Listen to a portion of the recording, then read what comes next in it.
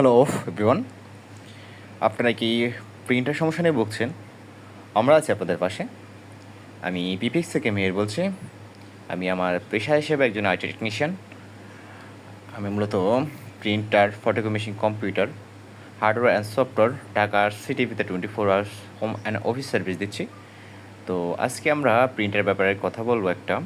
এটার office location হচ্ছে আপনার 300 ফিট বসুন্ধরা, রূপায়ণ টাওয়ার, 12 তলায়। অফিসের নাম হচ্ছে ফর্টেক্স গ্রুপ।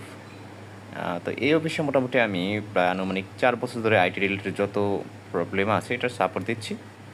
তো এই প্রিন্টার মডেল হলো ইপসন 1800।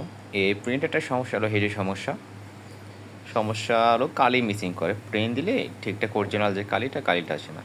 তো এটাই আসলে আমরা কীভাবে সমাধান করব, বা এই সমস্যাটা কীর জন্য হয়। তো এই প্রিন্টারটার হেডের সমস্যা, এগুলো একটা কমন সমস্যা। তো এটা হলো ইজি।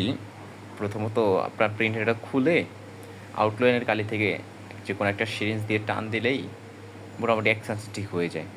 হ্যাঁ, তারপর না হয়তো হেডের চেম্বারে যে কালির পাম্পগুলো আছে ওগুলা ঠিকঠাক মতো সিরিঞ্জ দিয়ে কালি টান দিলেই মোটামুটি হেড ঠিক হয়ে যায়। আর যদি এগুলো করার পর না হয় সেক্ষেত্রে হেড এক্সচেঞ্জ করতে হয়।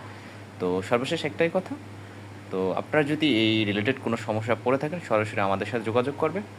আমাদের সাধ্য নিয়ে চেষ্টা করবো আপনাদের যথেষ্ট সাপোর্ট দেওয়ার। আজ এ পর্যন্তই, ভালো থাকবেন।